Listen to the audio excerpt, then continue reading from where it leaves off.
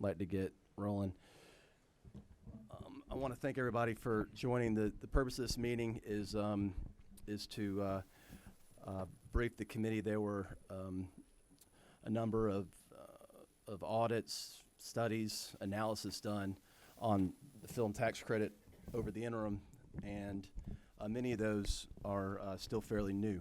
So I've asked the Department of Economic Development, Department of Revenue to come in to comment on those, and in addition, we'll hear from Dr. Tommy Cunningham, and he's going to give an analysis on it as well. So with that, I will call the first presenter, who do we have first? Okay.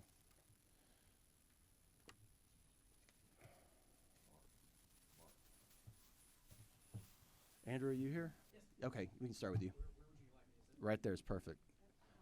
Just tell us your name and who you're with. Thank you, Chairman Dollar. My name is Andrew Capizzuto. I'm the General Counsel at the Georgia Department of Economic Development. Thank you for inviting me to speak here today in front of you and the group. To give you a little bit of background, so I'm the General Counsel at Economic Development. Historically, I've been involved in updating and revising the film tax credit rules that the department has. I also oversee the department's internal appeals process. If there has been a film tax credit applicant who has been denied certification, we've got an internal appeals process that I oversee, review the evidence, review the decision, and either uphold the denial or overturn it and grant certification. I also worked extensively with our commissioner to draft and respond to the two audits that the Department of Audits and Accounts oversaw, the administrative audit and the impact audit. I'm joined here today with Lee Thomas, who's our Deputy Commissioner of Film, and Dr. Alfie Meek, who is an economist with Georgia Tech. We hired Georgia Tech to conduct a study, an economic impact study on the film tax credit. And so if there are specific questions about that study, Dr. Meeks is here and able to answer those questions.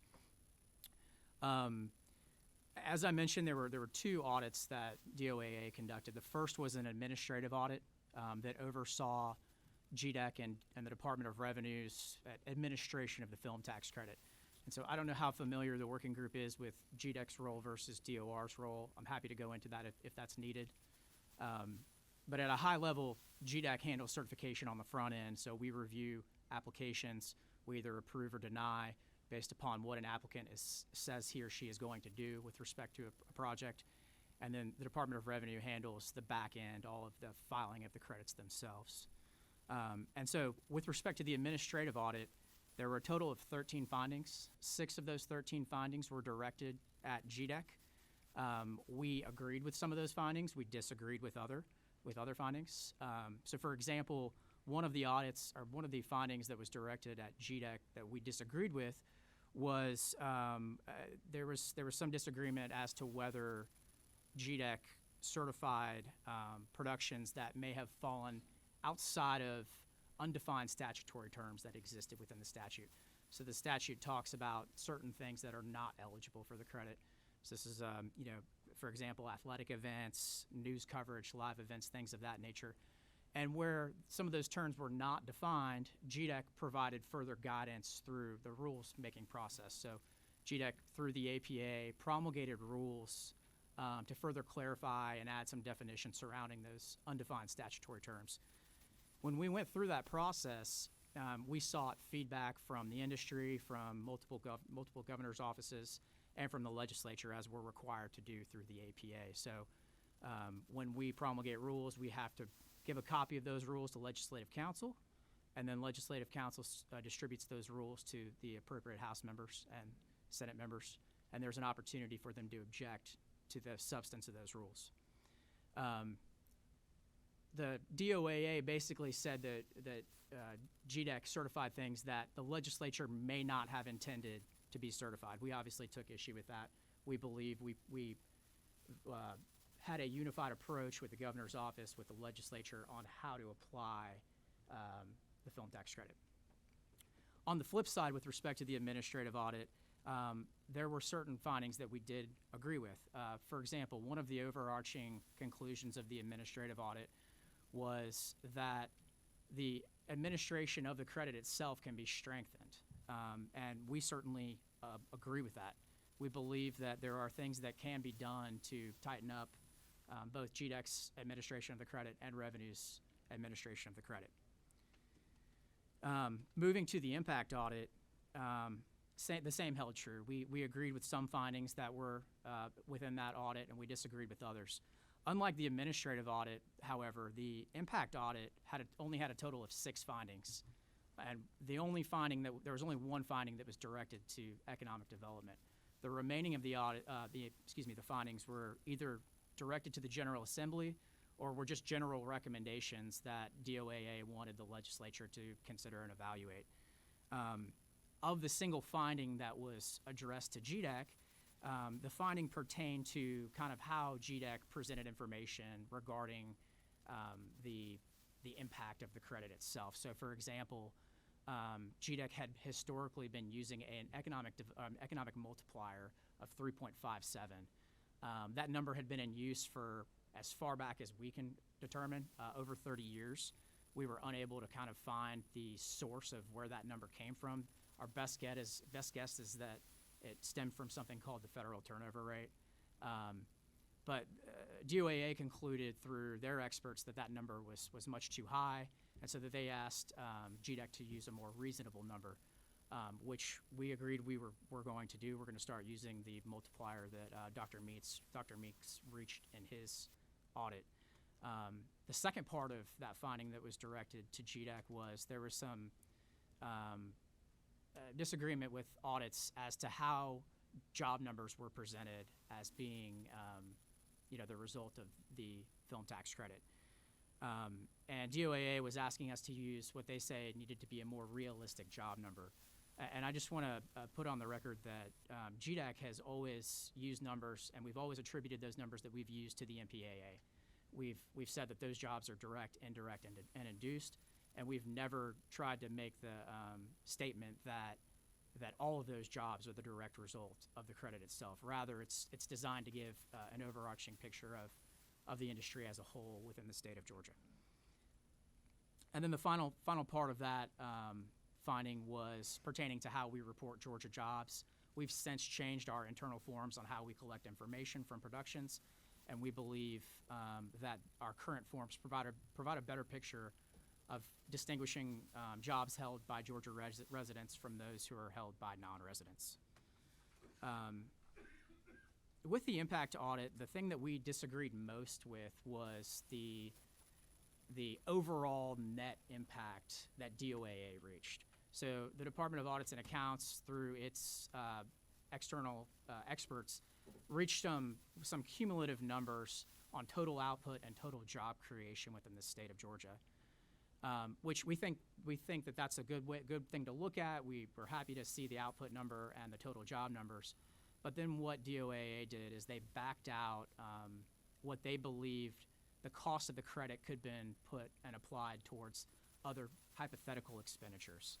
And in doing so, they concluded that the cost of the credit in the year that they evaluated could have resulted in a net loss to the state of Georgia of $1.8 billion. So the total number of $4.6 billion from an output standpoint was reduced by that $1.8 billion number. They did the same thing for the jobs number. So they had their total jobs number, and then they netted out what they believe could have been a total of 20,000 government jobs that could have been created. You're going to hear from Dr. Tom Cunningham today and potentially from Dr. Meeks. They can speak to that issue better than I can, but I think the general consensus is that that is not the correct way to kind of evaluate and look at the credit on a standalone basis. That information is a little extraneous. It's not really needed to evaluate the credit itself. In summary, I think GDEC's position is we believe that there was a conscious policy decision that was made to grow the film industry in Georgia, and that was through the adoption of a film tax credit. And we all believe, I don't think anyone can disagree with the fact that it's been very successful. It's seen tremendous growth. From the time that it was instituted to now, we're talking about massive growth. Now that we have a mature industry and in light of these two audits, I think we are open to reviewing ways in which we can strengthen the administration of the credit. And to the extent that there are any changes that are proposed and or adopted, we would just ask that those changes be in the best interest of both the taxpayers for the state of Georgia and the industry as a whole. And the only example I'll go into today of a change that could be beneficial and could serve to tighten the administration of the credit is the adoption of mandatory audits. So currently, there are not mandatory audits. So there are two types of audits currently, and DOR can speak to this. There are involuntary audits, which do not occur very frequently, from my understanding, and then film tax credit applicants can seek a voluntary audit whereby they voluntarily decide to have an audit done of their production. And they do this because it serves to legitimize their certification and the amount of their credit. And not all productions do this. Only some productions do this. And we believe that a large majority of the issues that were identified by DOAA in the audits could be resolved by mandating audits for all taxpayers seeking this credit. And with that, I'm happy to take any questions you may have of me or our department. Thank you very much. Do you have a question? Go ahead, Terry. I do. First of all, thank you for being here. I appreciate that. Since we're dealing with three different audits here, the one from the state auditor, the Georgia Tech audit, and then the Atlanta Metro Chamber audit. I'm just going to address my first remarks just to the state audit that you just got through explaining. I just want to clarify a couple of things. First of all, the numbers that they went and looked back that they audited, it was only through 2016, wasn't it? Correct. The year that DOAA looked at was 2016, and I believe the rationale there was that was the year in which they had the most complete data set. The Department of Revenue adopted the Business Credit Manager, I think, sometime around that time frame, and so in looking at the total number of applicants that had applied for the film tax credit, 2016 was the year that they chose that had the fullest data set. Yeah, so 2016 is the number that they chose. That's the one they looked at, but that's 4 years in the past or 3 years in the past. And is it not fair to say that the film industry has exploded in those 3 years? Yes, I think that's a fair statement, and I think we've also seen, with the Georgia Film Academy, I think we've seen significant growth and the training of Georgians who now hold these positions, whereas 4 or 5 years ago, you had a higher percentage of out-of-state individuals who are coming into Georgia just to work these jobs and then leaving. Now you're starting to see more Georgians who live here, who work here, who pay taxes here, who spend their money here, take those jobs.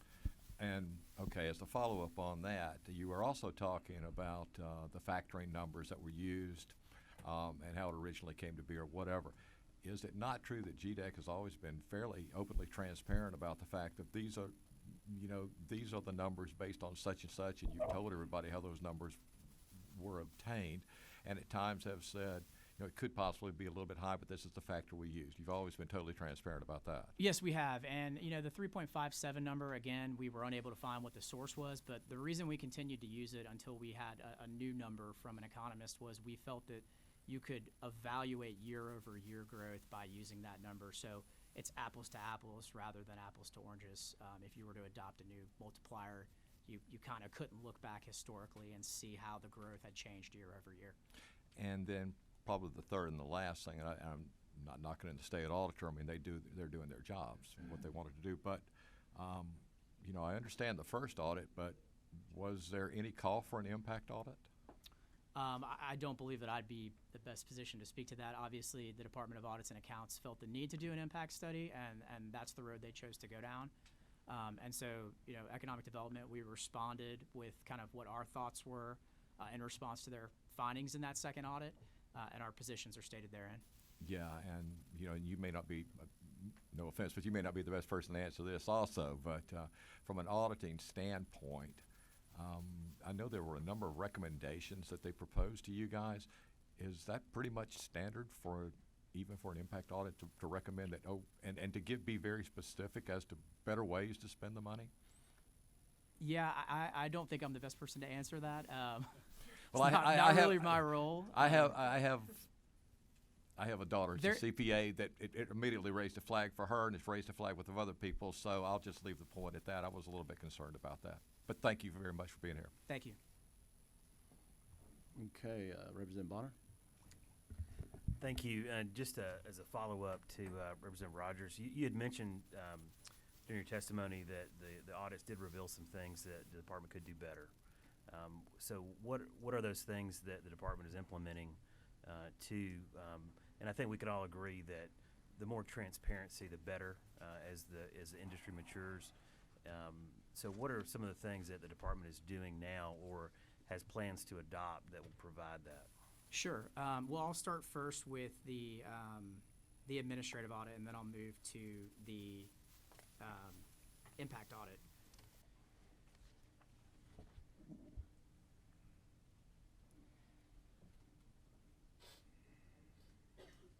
So I think there are a couple of recommendations, and a lot of the recommendations that are made for GDEC, a lot of our inability to do things results from the state tax laws, the confidentiality surrounding state tax laws. And so, for example, while we handle certification on the front end, we don't have access to any of the back end information that revenue has. That's all considered private taxpayer information. And so there's not a lot of communication that can happen legally there. And so when you see a recommendation, for example, one of the things that's supposed to happen under the statute is we're not supposed to grant certification to companies that are either in default of state taxes or loans. And the reality is we just don't have the ability to make a determination as to whether someone is in default of a state tax obligation unless there's a judgment that's on the record. And from speaking to DOR, there are times that someone could be in default of state taxes, but their Department of Revenue may not pursue and seek a judgment, so we would have no way of knowing. So a lot of the findings you'll see kind of result from an inability to exchange information due to state tax laws. But one of the things with the administrative credit that we're going to try to work to resolve, and we're trying to evaluate from a resource standpoint how to best do that, is there's supposed to be verification that occurs on the back end when a company seeks the uplift, which is the 10% credit. We need to make sure that they complied with their obligations to promote Georgia, and that's either through the peach that you see at the end of the credits, or there may be an alternative marketing opportunity that we've allowed them to pursue, a video, for example, or maybe an endorsement by some of the actors or actresses in a movie. And we're supposed to verify that in perpetuity. You can imagine the more productions we see, the harder that is as time goes on, right? And you also see that the distribution channels and mechanisms have changed tremendously. So for us, keeping up with technology has been very challenging, and we're doing our best to try to address things like streaming services and YouTube TV and things that even 5 or 6 years ago no one could have envisioned being mainstream.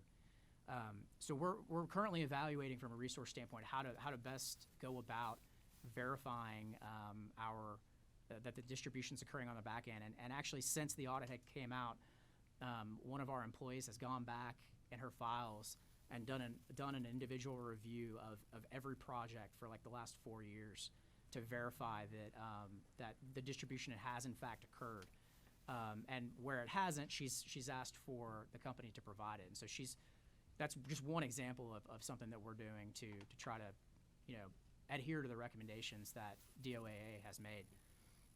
With the impact audit, there was only one finding addressed to us, and that finding pertained to kind of how we present information, right? So we've already agreed to use a new multiplier that Audits has kind of said that they're happy to see us doing that. They think that's a more realistic multiplier to kind of assess the credit as a whole.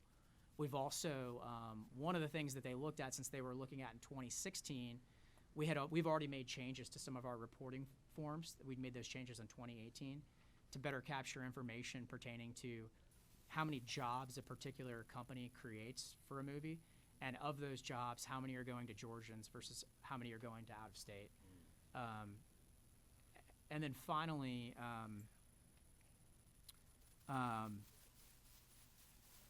we're going to be a little bit more clear in how we present our total jobs number, and we intend to use the jobs number that Dr. Meeks has reached in his impact study instead of relying on numbers from the MPAA. Thank you. I appreciate that. All right, thank you. Representative Dukes?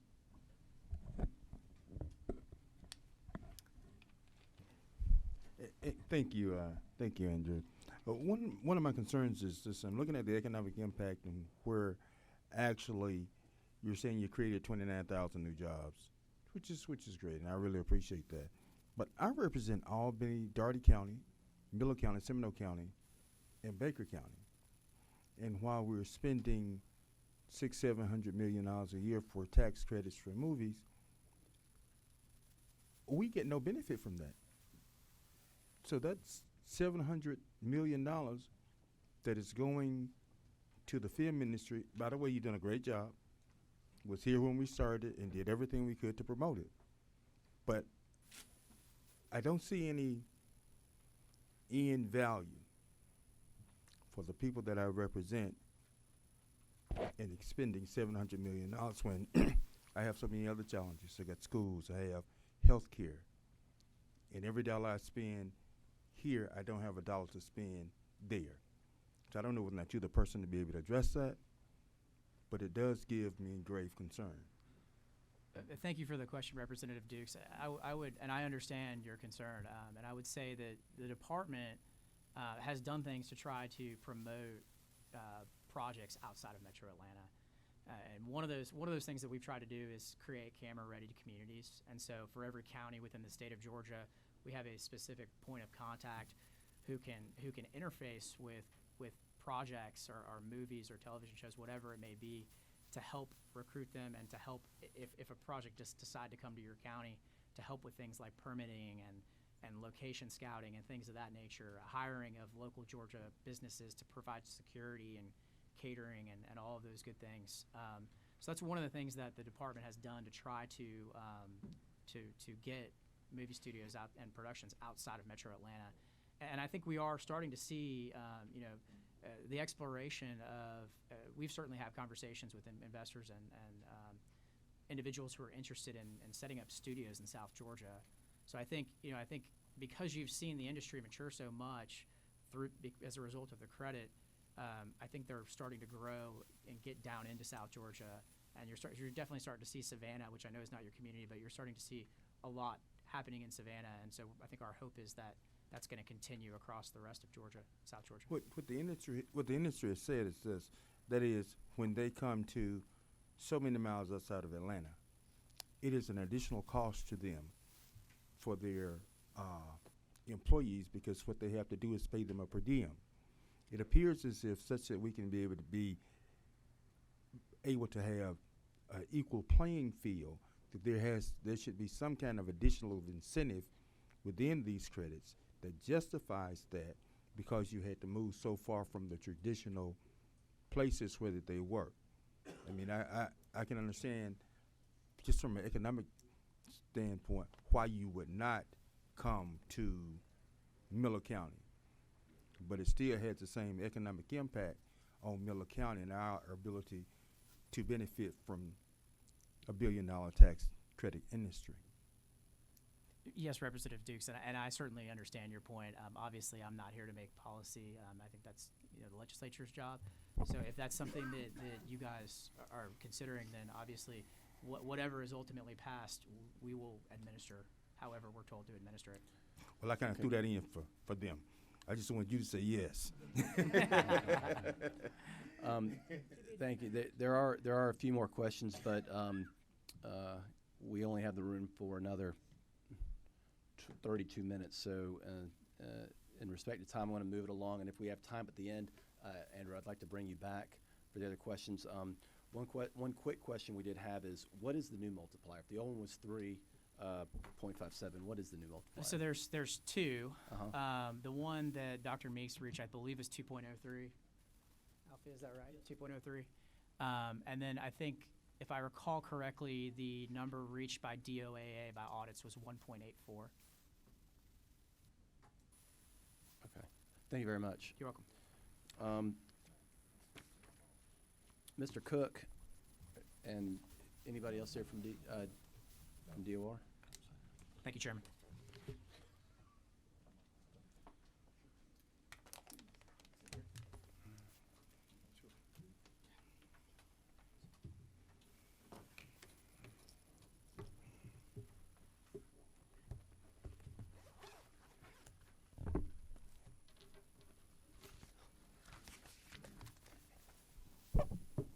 Just please, who you are and who you're with. Sure. I'm Chester Cook. I'm Director of the Audits with the Department of Revenue. In my role, I'm responsible for tax audits from film tax, corporate income tax, individual income tax, sales tax, and a few other taxes around the department. And one area that I'm responsible for is the audits related to the film tax credits.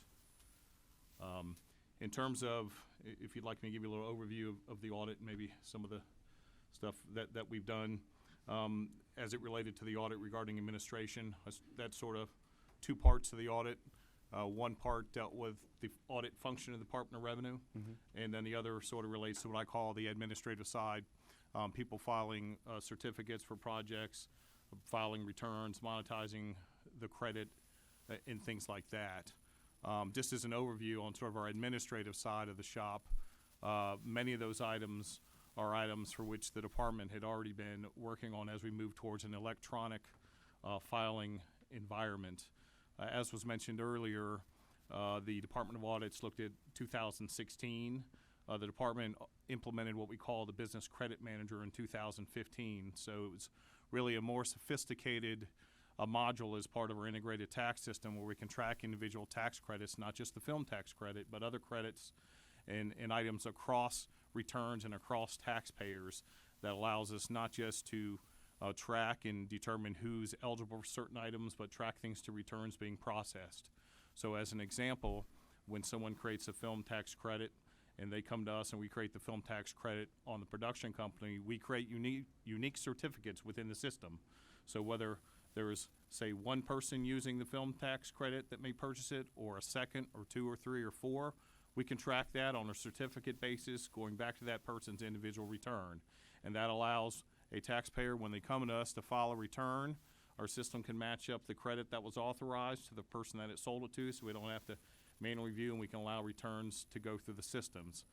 So as it relates to many of the findings, I didn't prepare any a statement, anything regarding particular findings on that side. Most of those are items that are covered through that are covered through changes that we're making in the system. And many of those, such as reconciling what happens on a return, who has the credit, did it get there, where more manual processes happen on the back end. And if there was an issue of someone certified or someone that shouldn't have, then the department can certainly reclaim that credit, and we certainly have a period of time from an audit perspective to reclaim that credit. So most of those are sort of what I call administrative procedural things, which we put together a whole list of items to address those. Many of those were already in progress in terms of how we handle that as we move to more electronic. That allows us to do that. As it relates to the audit side of the shop, it was mentioned earlier, as it relates to the film tax credit, we really sort of have what I call sort of three buckets of audits. We have a voluntary audit program where if someone decides they want to come forward and have the audit, the credit pre-certified or audited by the department, they can pay for a fee, and then the department will pre-audit the credit and sign off on that and provide a certificate on that. Sometimes they refer to that as the golden ticket industry term. So they pay us. The auditors that do that, and we think this is something that's important to point out, are funded by that. So while I have 10 auditors that work on film tax audits exclusively, many of those, 8 of those, are actually funded by that. So when we go out and someone voluntarily comes forward to have us pre-audit a credit to certify that, that's being paid for with the fees that are generated by the program and the people wanting to do that. So we're not taking, say, our existing audit resources used for compliance and moving those over for a voluntary basis because someone would like us to pre-audit. That's a self-funded mechanism that taxpayers aren't on the dime for at all. It is self-funded. Then you have what we call the involuntary side, which sometimes we refer to as it's a little harder to get records as quick as when you do a voluntary one, because perhaps they're not looking for the customer service we're providing. But in that regard, we have two paths. We have involuntary audits that are selected as part of a corporate income tax audit. So you may have a company that's in the film business, and maybe they're in other businesses, and they are creating film tax credits, and we select that audit based upon corporate income tax because they could have other credits, other income issues that we want to take a look at. And then we look at the film tax credit as well. And then we also have audits that we select solely for purposes of auditing for the film tax credit, where we'd say solely audit a production company. Just to give you an idea of dollars, on the voluntary side, where people voluntarily come forward and had us pre-audit that, since probably, I believe the program started around 2013 or 14, a few commissioners ago. The department has signed off on over $1.8 billion in film tax credits that we've audited. We've audited costs in excess of $6 billion. In terms of what was mentioned in there, a number of audits involuntary that are conducted or underway, we've got a good number of those. In terms of dollars that the department has selected that are for involuntary audits, not at the taxpayer's choice, we have an excess of $325 million of expenses under audit, and we've identified well over $300 million for taxpayers that just we've not contacted them yet to let them know we're going to audit them. In terms of that, that's a little bit of an overview. So I'd certainly be glad to answer any questions you have related to the audit.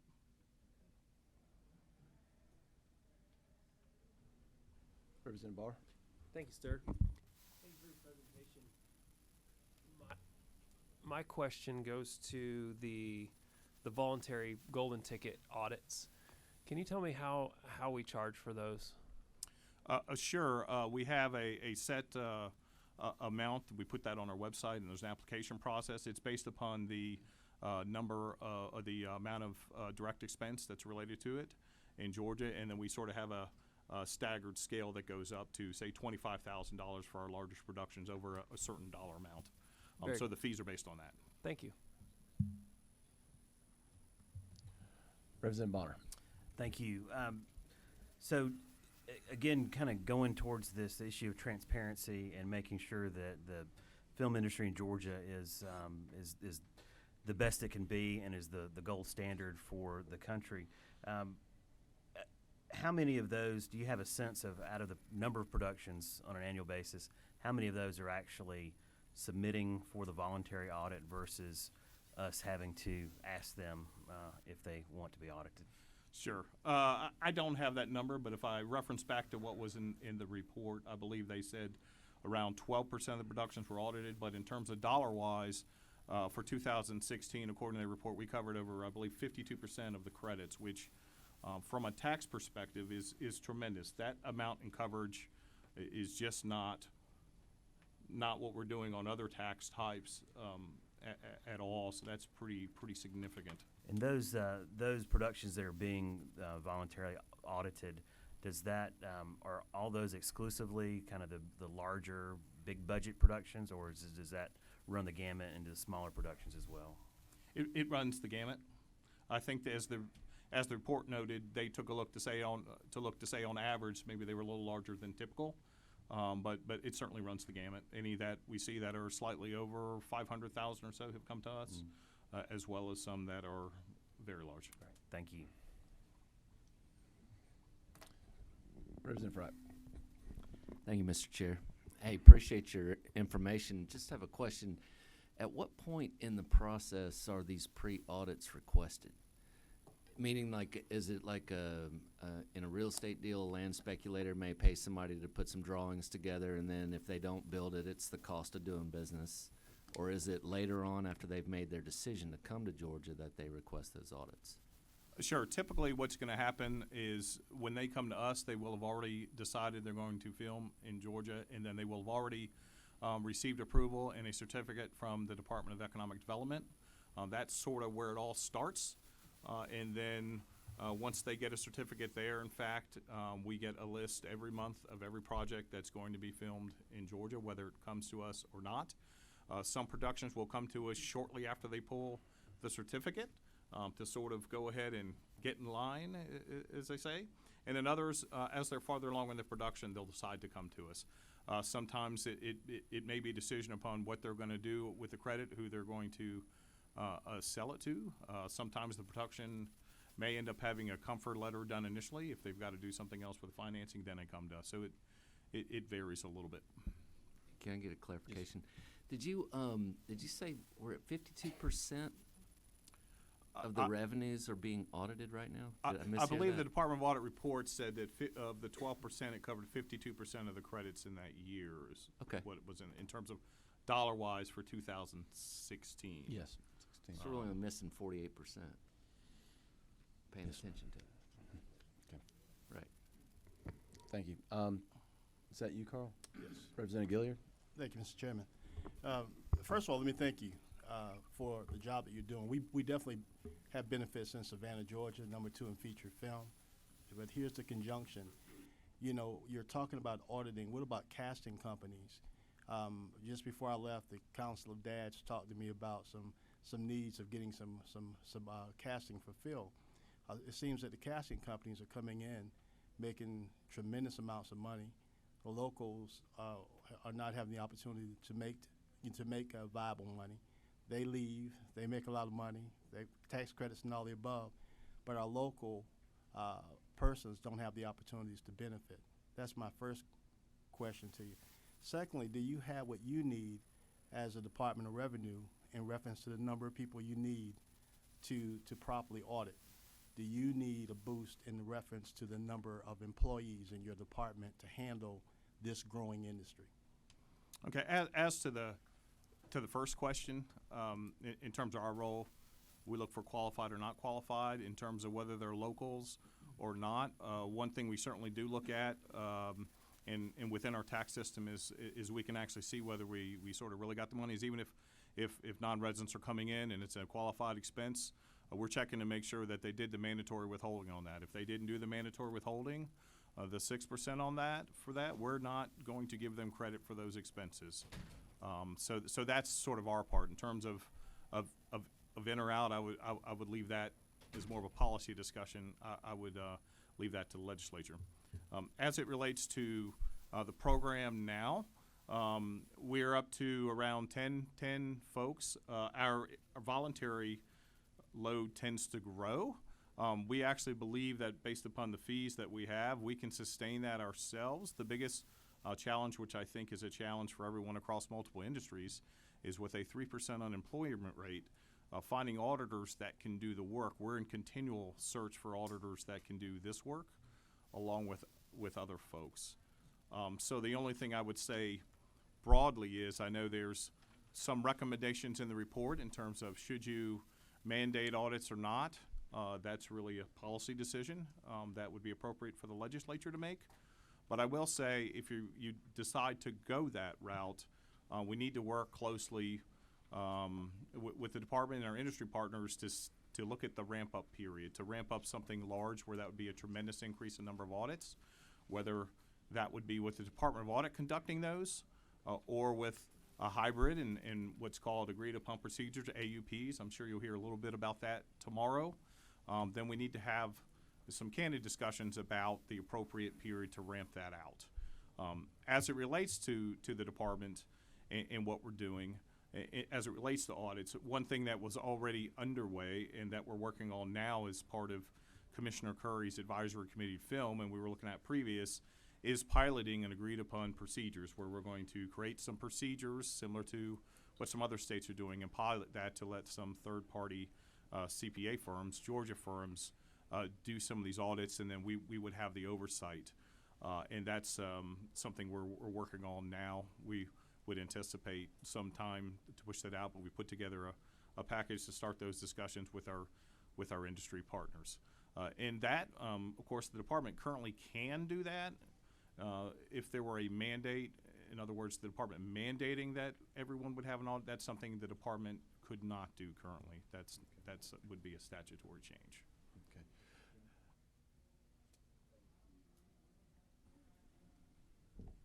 Thank you. Al, did you have a question? Okay. If you can make it quick, then you can have it. Yes, sir. I was late too. I was late too. Let me just say this. First, for the record, I haven't been an independent businessman and consulted most of my working life. I really don't like auditors, but You're in good company with a lot of people, as it turns out. I always say, so you're not on my Christmas list, but I'm really concerned because there's been so much talk about the real number against what is the number where we are. And I really wanted to cut to the chase, and is I want to know what the return is exactly on the investment according to you. But I do want to say, and Representative Dukes left, that I'm in a rural county. We do pretty good. We get a little spillage from our bedroom community to the north, Savannah. So we get a lot of room nights. And we've done several films down in Liberty County, and we're mighty happy, and we want you to keep the cards and letters coming. But are you going to be able to tell us before the day is over, all the news reports we're hearing, I've got numbers all over the place. As much as I don't like auditors, I'm going to take your word today. Where are we really? Well, I would say that in terms of if you're referring to the numbers and the economic impact, as I like to say, those were prepared by the Department of Audits, not the Department of Revenue auditors, and we're the good auditors. So You're back on my list. So in getting off that list is it's a big list that we're on of not getting Christmas cards. But yeah, we we take what we do very seriously. So what was your I'm sorry, your second question?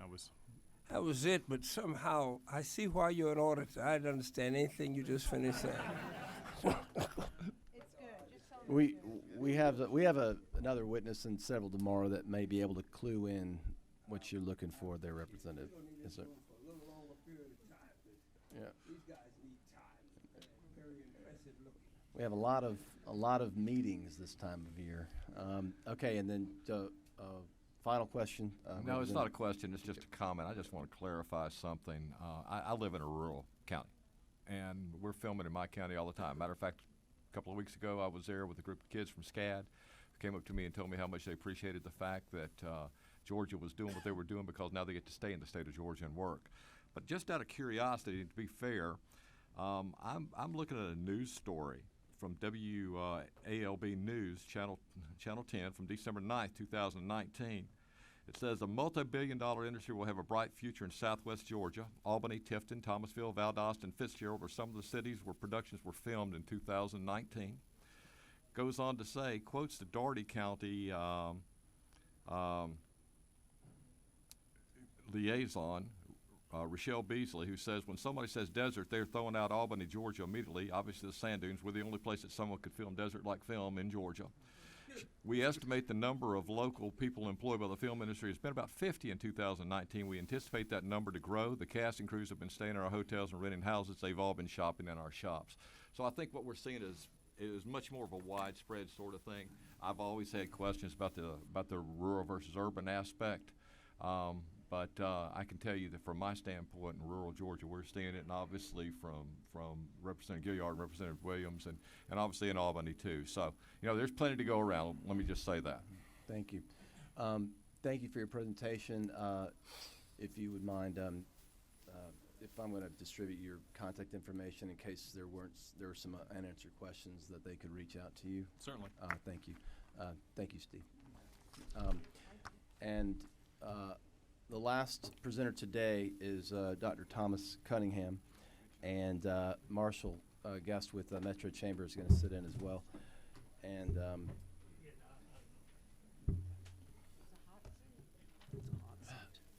Dr. Cunningham, if you could just,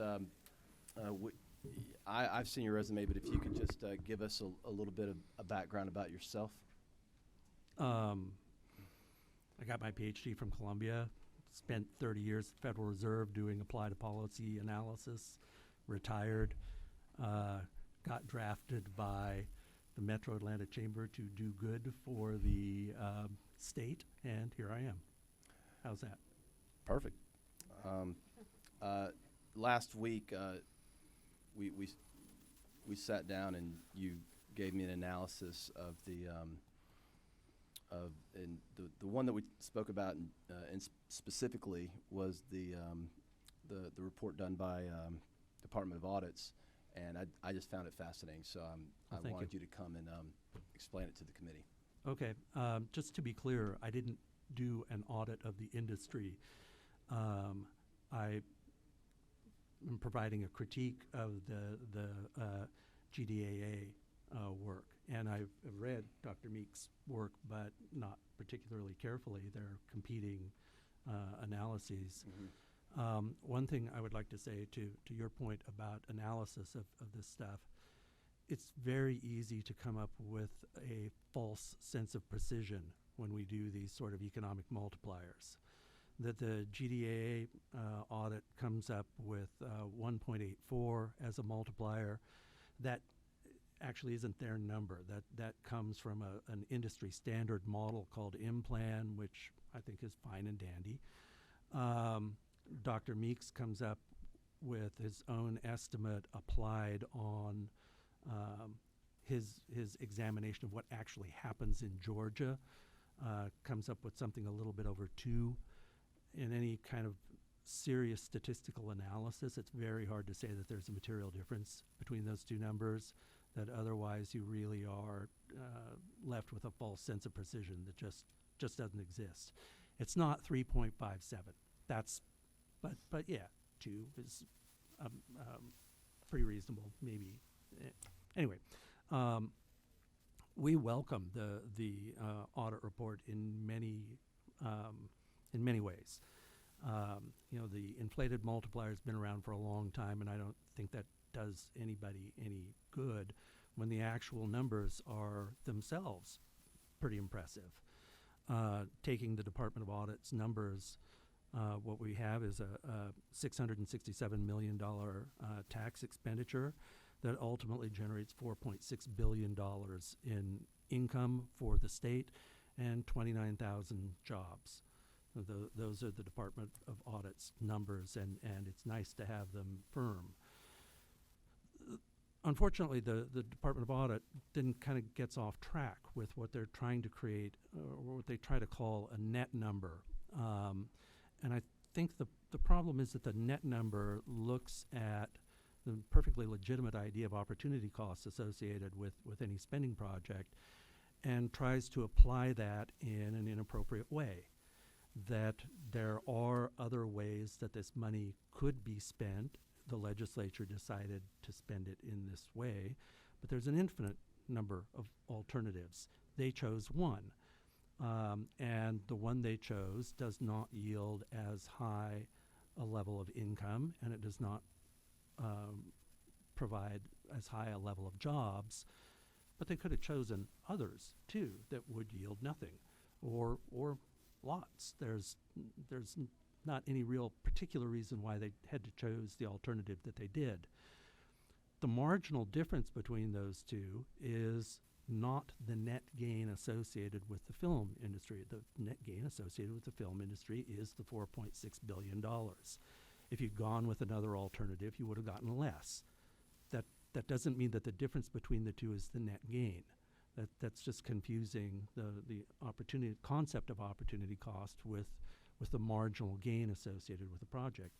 If you're a businessman and you have an infinite number of projects that you could do that all cost the same thing, one yields 20, one yields 15, and then there are a bunch of others too, and you choose the one that yields 20, you don't say that you got 5 by choosing the one that yielded 20 because the other one that you could have chosen was 15. There were others that you could have chosen. That's just an incorrect application of the concept. The numbers here are pretty plain, that you have a $667 million expenditure. You're getting $4.6 billion in income generated from that. That's about a 7-to-1 return. That's not bad. On the jobs numbers, they do the same thing with jobs, where you have a $667 million expenditure, and they state 29,000 jobs being created.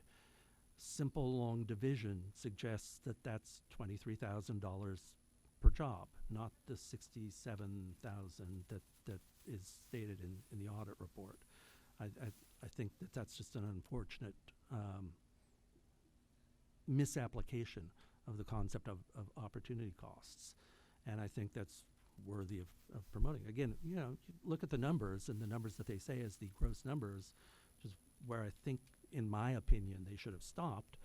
The numbers look pretty good, and I think they're credible and believable, and I think Dr. Meeks would suggest that the numbers are larger, but he's done different work in assessing spending.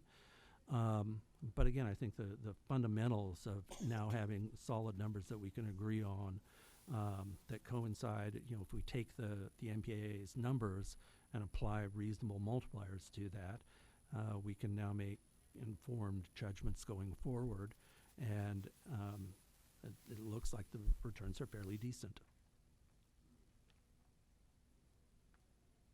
There are other things wrong with the audit too that you could read this, but just kind of to get to the highlights here. Yeah. Yeah, it was a good economics lesson for me, and it took me a while to get where you were going, but I would invite any of the members. I don't see any questions, and I'm sure that everybody just got that cold, and that's why there's no question. But for any members that would like maybe some follow-up, to get with Marshall or to get with Dr. Cunningham, and it was very interesting to look at the various reports through that lens. So, did you have a question? Okay. You made some interesting points. I didn't know a Columbia man could make things so simple. I appreciate you. My former chairman, Greenspan, used to say, if I've made myself clear, I've obviously not done my job.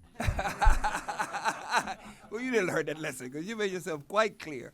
But my question is, I've heard the return 7 or so to 1, but is there any value attached, or do you use any number to attach to the value of where we are in the film industry?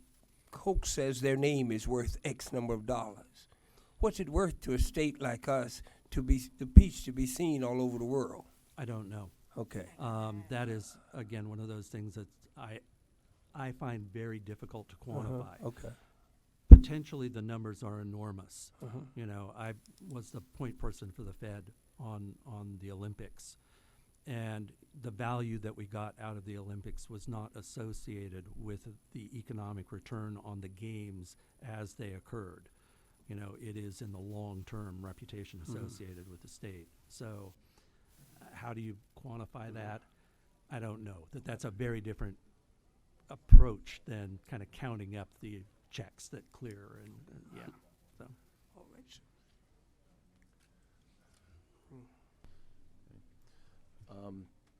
Let's see. Oh, Chairman Nix.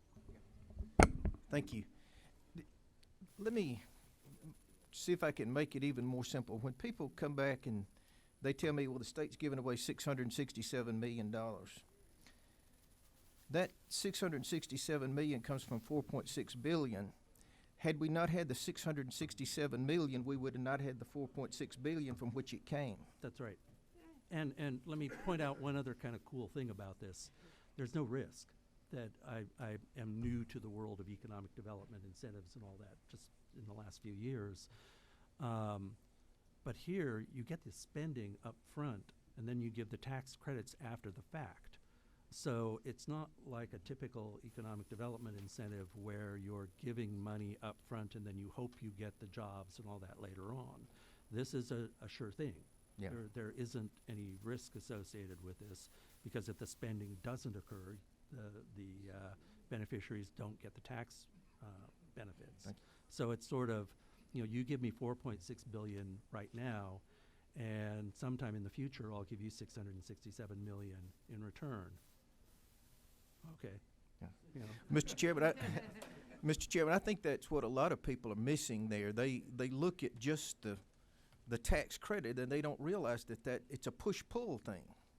You eliminate the tax credit, the 4.6 billion is not there. Thank you. I hope people will understand that's the nature of it, the push-pull. Had it not been for that, we would have not had the industry at all. Very good point. And to close us out, did you have a question or comment? No, I just have a comment, and I want to pick up on what Chairman Nick said. I think you're right. I'll take that deal all day long. Somebody wants to give me that much money for that type of investment, I'll take it. But the other thing is, we've sat here and we've listened to three, people from the accounting world, economic world, whatever, But the reality of the situation is, too, one of the things that I hope does not get lost in this shuffle is that behind every one of these numbers, there's a hardworking Georgian that is working that might not have been working before. And I think we don't need to lose sight of the fact that there's people behind these numbers, and they're spread all across the state. So thank you. And I want to thank the presenters, and please ask that you continue conversations with not just this committee, with the General Assembly. And if anybody does, again, if anybody has questions, these individuals have been very helpful in my understanding of what is going on. And with that, we will close the meeting. We have one again in this room tomorrow at 3:00.